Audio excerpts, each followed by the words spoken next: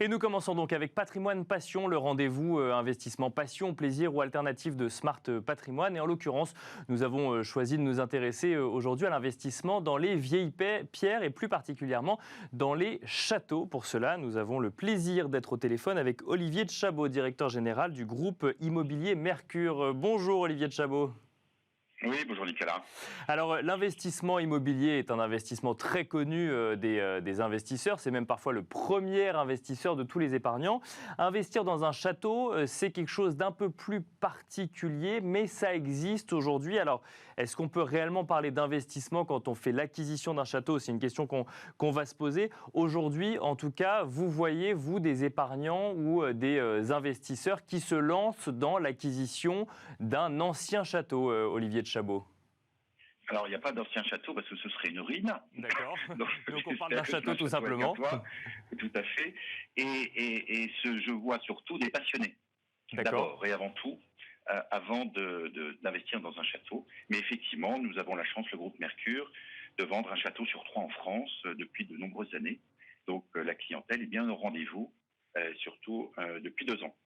Alors, qu'est-ce qu'on appelle château? On peut peut-être commencer par là, Olivier de Chabot, parce qu'un château, on imagine, on a tous une image de ce que pourrait être un château au temps des chevaliers, par exemple. Mais est-ce qu'un manoir, est-ce qu'un hôtel particulier en ville peuvent être considérés dans cette catégorie de château quand on parle d'investissement immobilier?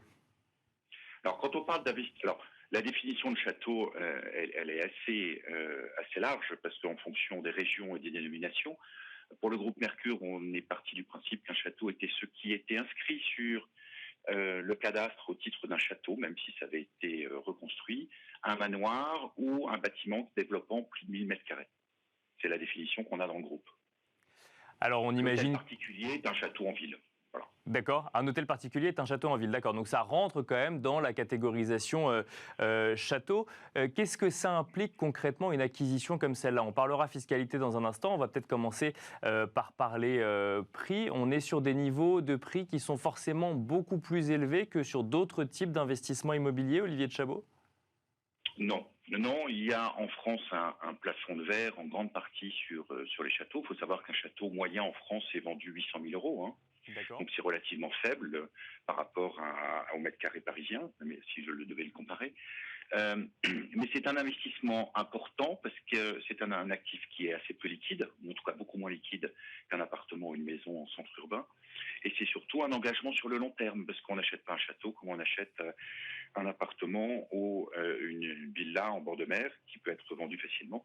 Et c'est un engagement personnel. Et si c'est du résidentiel, c'est aussi un engagement et un projet de vie familial. Et alors, quelles sont les raisons qui poussent les investisseurs ou les épargnants à se lancer dans une telle acquisition si, comme vous nous le dites, c'est un investissement important et d'autant plus important qu'il est peu liquide et donc forcément de long terme?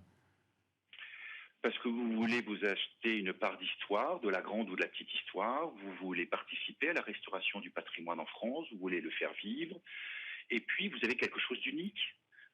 Aujourd'hui, vous achetez une maison, vous achetez une villa, vous achetez un chalet, vous achetez vous avez de fortes chances de retrouver ce type d'actif sensiblement identique à côté de chez vous, lorsque toute construction de cet acabit est en soi unique, d'abord par le choix de l'architecte initial, par le choix des matériaux, par rapport à son contexte et à son environnement.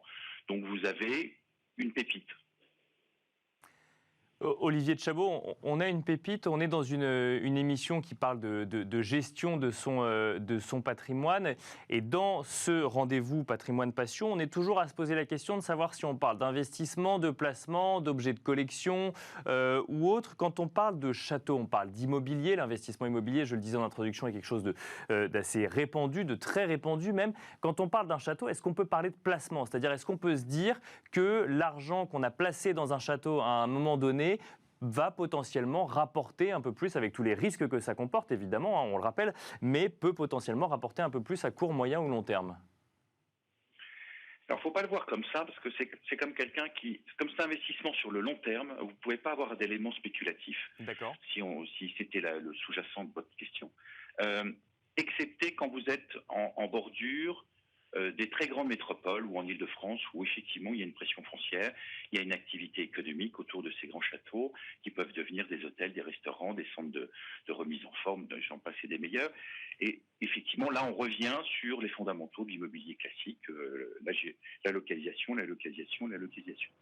Si vous êtes sur des grandes propriétés ou des propriétés châteaux en province, il faut se souvenir que ce sont des ensembles qui étaient à vocation agricole dans le temps, hein, parce que c'était l'économie quand ils ont été construits au XVIIIe ou au XIXe, et que dans ce cas-là, vous avez la jouissance d'un bien avec un actif foncier ou forestier autour de ces propriétés qui leur permettent de générer des revenus et d'entretenir ces propriétés pour pouvoir en profiter en jouissance réservée. Donc en fait, on fait l'acquisition d'un lieu, le château en l'occurrence, mais d'une activité économique dépendante du château qui là, pour le coup, peut permettre de venir accompagner l'investissement, voire le rentabiliser. Mais là, ce que vous nous dites, c'est qu'il ne faut pas réfléchir de cette manière-là lorsqu'on fait une acquisition. Non, parce que vous vous tromperez, c'est comme un artiste c'est comme un collectionneur qui achète un tableau pour faire une culbute. Il faut d'abord qu'il aime l'œuvre. Et on est à peu près la même chose sur un château. Et alors justement, quels sont les critères qu'il faut regarder lorsqu'on décide de se lancer dans ce type d'achat? Vous constatez que parce qu'il y a un attachement à la région et qu'il y avait un château à vendre dans la région, on va vers ce type d'acquisition, ou au contraire qu'on est sur des profils d'acheteurs qui sont à la recherche de ce type de bien spécifiquement? Et dans ce cas, quels critères est-ce qu'il faut prendre en compte selon vous, Olivier de Chabot? Alors, il faut d'abord se rappeler que c'est le châtelain qui s'adapte au château et pas l'inverse. Donc, il ne faut pas avoir les yeux plus gros que le ventre. C'est un des fondamentaux. Le second, c'est quel est le projet? Est-ce que j'ai un projet résidentiel, familial? Est-ce que j'ai un projet professionnel? Et en fonction de ce projet professionnel, si c'était demain de faire de l'hôtellerie, de faire un centre de remise en forme, si c'était pour faire des chambres d'hôtes, si c'était pour faire toute autre activité, c'est la situation par rapport à la clientèle, la possibilité des moyens de communication, des moyens d'éducation, des moyens de ravitaillement, et qui fassent que cet actif ait un écosystème autour de lui. Sans ça, c'est extrêmement difficile de faire vivre ce type de propriété si vous voulez en faire une activité. Donc, si je comprends bien, il y a deux types de profils, ceux qui veulent ce qu'on appelle des propriétaires occupants, et lorsqu'on parle de propriétaires bailleurs, hein, quand on parle d'immobilier classique, là pour le coup, il faut avoir une vraie fibre entrepreneuriale presque, il faut créer l'activité économique autour du château. Oui, mais ça se fait extrêmement bien. On est depuis une dizaine d'années sur des retours, des valeurs autour de la campagne, de ce qui donne du sens, de ce qui est, clean. Et ces châteaux en province permettent de se ressourcer, de retrouver ce qu'est la France, qui est un des plus beaux pays sur le plan touristique, hein, et qui permet surtout d'avoir un vrai rôle économique en province, parce que ces propriétés, quand elles sont entretenues, permettent de faire vivre les gens autour de ces propriétés, que ce soit des artisans, que si vous avez une activité hôtellerie, le personnel qu'il faut pour le faire tourner, les boulangers, et ainsi de suite. Olivier de Chabot, un mot sur la fiscalité. On achète des vieilles pierres, je le disais en introduction, des châteaux ou alors des hôtels particuliers. Est-ce que lorsque l'on veut procéder à la rénovation de ces biens, on a une fiscalité avantageuse? Alors, on a une fiscalité avantageuse si ce patrimoine est à l'inventaire ou classé. Donc aujourd'hui, il y a 43 000 bâtiments et essentiellement des châteaux qui sont classés, hein, en France, avec deux états, le classement et l'inscription, qui vous donnent des avantages. Alors, je n'aime pas utiliser ce terme avantage, mais qui contrebalancent des contraintes avec des aides ou des avantages fiscaux. Alors, les avantages fiscaux,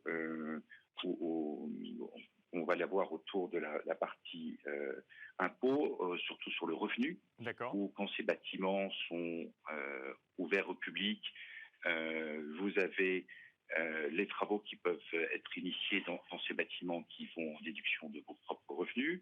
Vous allez l'avoir sur des abattements sur les droits de succession.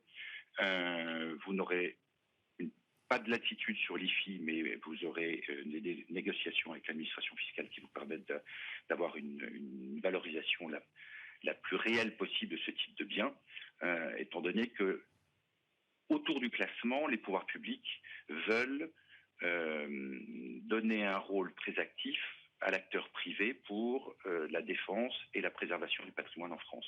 Donc la contrepartie, c'est essentiellement l'ouverture au public de ces bâtiments pendant l'année. Voilà, ce que vous appelez peut-être les contraintes tout à l'heure, c'est qu'effectivement, on achète un château, mais du coup, du fait des aides fiscales, on se doit de faire profiter ce patrimoine à l'ensemble des gens qui pourraient vouloir le visiter ou en profiter. Merci beaucoup, Olivier de Chabot, d'avoir été avec nous dans Smart Patrimoine pour nous détailler ce que veut dire investir dans un château. Je rappelle que vous êtes directeur général du groupe immobilier Mercure. Et quant à nous, on se retrouve tout de suite dans Enjeu Patrimoine.